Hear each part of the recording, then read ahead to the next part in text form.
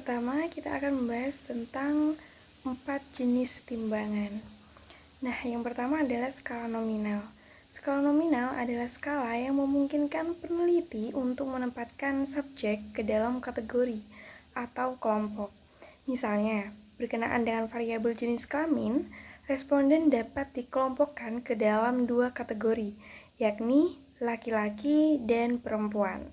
Kedua kelompok ini dapat diberi nomor kode 1 dan 2. Angka-angka ini berfungsi sebagai label kategori yang sederhana dan mudah digunakan tanpa nilai intrinsik.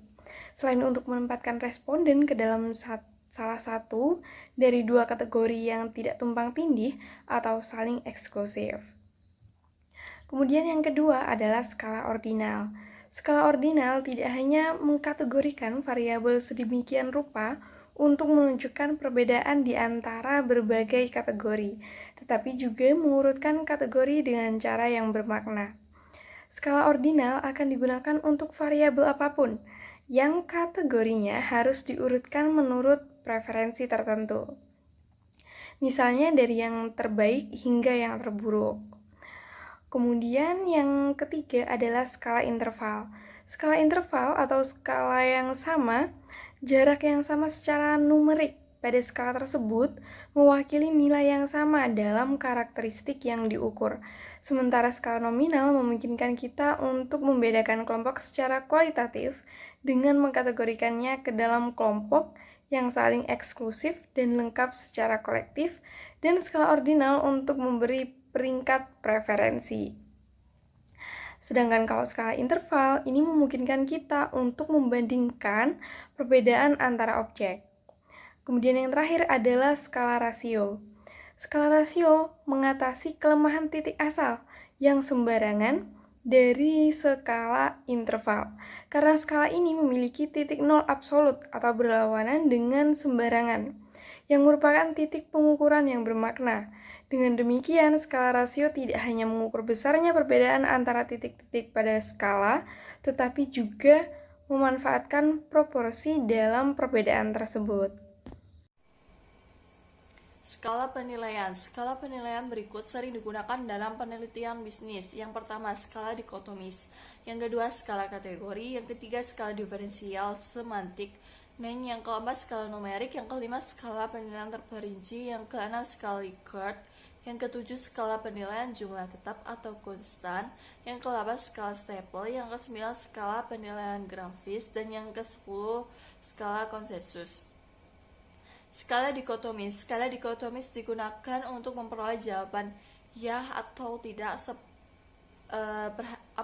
Skala nominal digunakan untuk memperoleh respons. Kemudian skala kategori. Skala kategori menggunakan beberapa item untuk memperoleh satu respons. Skala ini juga menggunakan skala nominal.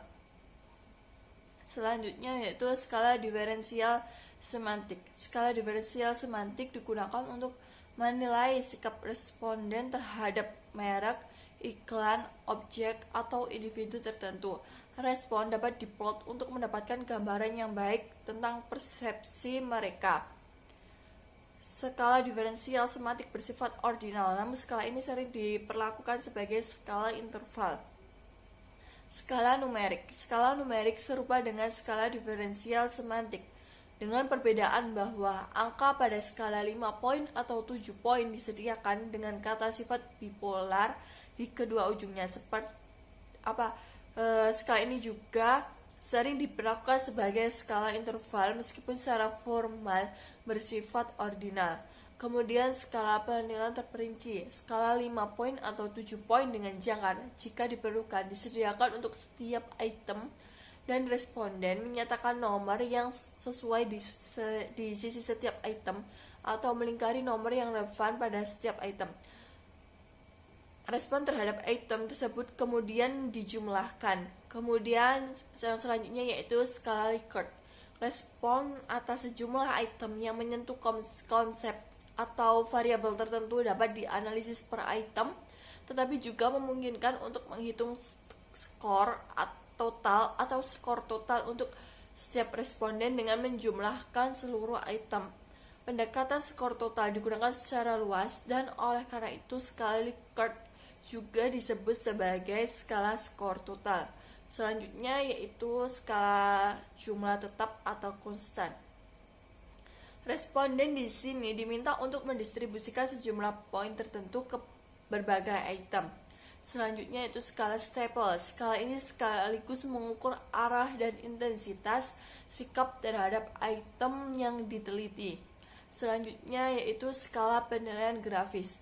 Representasi grafis membantu responden untuk menunjukkan jawaban mereka terhadap pertanyaan tertentu pada skala ini dengan memberi tanda pada titik yang tepat pada garis. Selanjutnya mengenai pembahasan konsensus scale dan other scale. Konsensus scale adalah skala konsensus yang dikembangkan melalui panel juri yang memilih item berdasarkan relevansi terhadap konsep yang diukur. Setelah dipilih, item diuji validitas dan reliabilitasnya. Lalu contoh dari skala konsensus adalah skala interval penampilan setara Thurston, di mana panel juri menilai deskripsi konsep untuk mengukur kesesuaian dengan konsep yang dipelajari. Namun, metode ini biasanya jarang digunakan dalam konteks organisasi karena prosesnya ini memakan waktu yang lebih lama. Lalu, sedangkan other scale yaitu metode penskalaan lanjut termasuk penskalaan multidimensi dan analisis gabungan yang memberikan representasi visual hubungan antar dimensi. Namun, skala Likert atau skala numerik ini lebih sering digunakan untuk mengukur sikap dan perilaku dalam penelitian bisnis. Yang selanjutnya yaitu ranking scale. Skala peringkat digunakan untuk mengetahui preferensi objek secara ordinal. Namun tidak semua ini selalu diberikan jawaban yang pasti. Misalnya, jika 35% responden memilih produk pertama, manajer ini tidak dapat menyimpulkan bahwa produk tersebut paling disukai karena 65%-nya ini tidak memilihnya. Metode alternatif seperti perbandingan berpasangan, pilihan paksa, dan skala komparatif bisa digunakan sebagai solusi dalam mengatasi masalah tersebut. Yang pertama yaitu paired comparison atau skala perbandingan berpasangan digunakan untuk menilai preferensi dengan meminta responden memilih antara dua objek dalam satu waktu. Jika responden ini secara konsisten memilih satu objek di antara beberapa objek lainnya, manajer ini bisa menentukan produk yang paling menarik perhatian. Namun semakin banyak objek yang dibandingkan, semakin banyak pula perbandingan yang harus dilakukan, sehingga meningkatkan kelelahan responden.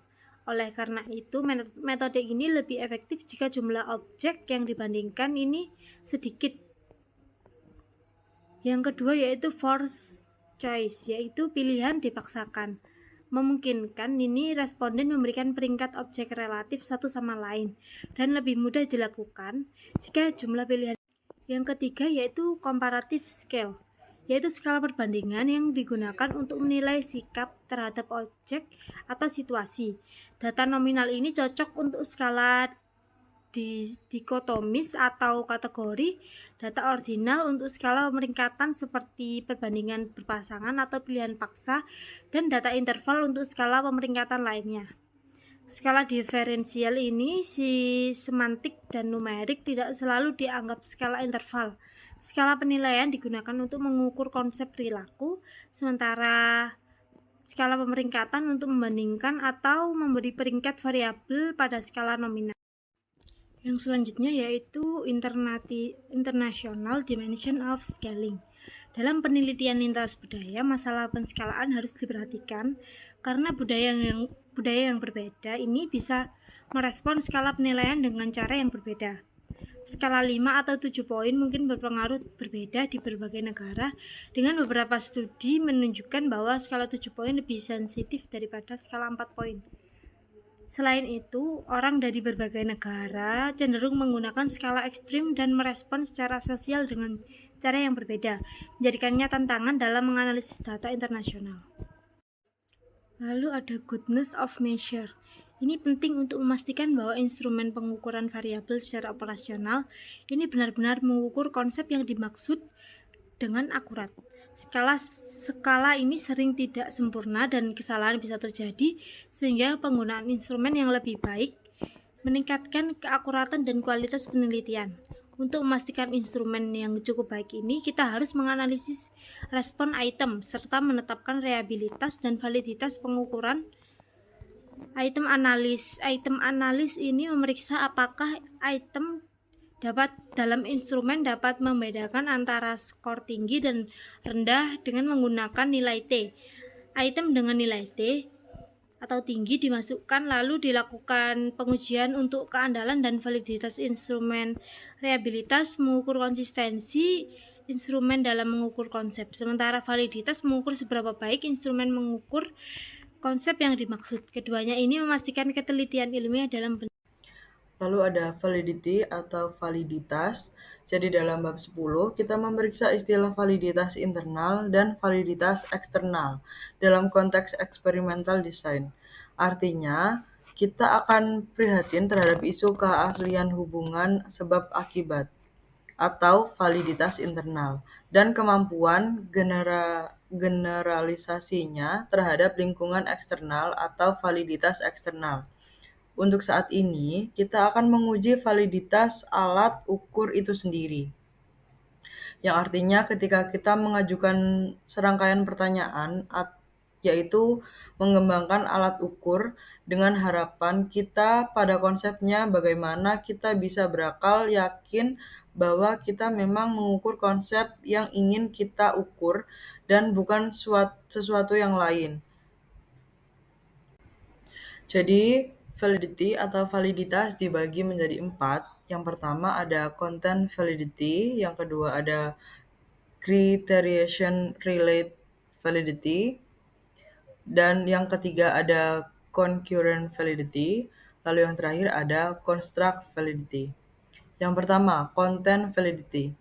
Memastikan bahwa ukuran tersebut mencakup serangkaian item yang memadai dan representatif yang sesuai dengan konsep. Jadi semakin item skala mewakili domain atau semesta konsep yang diukur, semakin besar pula validitas isi. Dan yang kedua ada criterion relate validity. Terbentuk ketika ukuran tersebut membedakan individu-individu berdasarkan suatu kriteria yang diharapkan dapat diprediksi. Dan yang ketiga, concurrent validity ditetapkan ketika skala tersebut mendiskriminasi individu yang diketahui berbeda. Artinya mereka harus memberikan skor yang berbeda kepada instrumen tersebut. Yang terakhir ada construct validity, membuktikan seberapa baik hasil yang diperoleh dari penggunaan ukuran tersebut sesuai dengan teori yang mendasari tes tersebut dirancang. Selanjutnya ada reliability atau reliabilitas. Jadi keandalan suatu pengukuran menunjukkan sejauh mana pengukuran tersebut tanpa bias atau bebas dari kesalahan. Dan karenanya memastikan pengukuran yang konsisten sepanjang waktu dan di berbagai item dalam instrumen. Dengan kata lain, reliabilitas suatu ukuran merupakan indikasi stabilitas dan konsistensi instrumen mengukur konsep dan membantu menilai kebaikan suatu ukuran.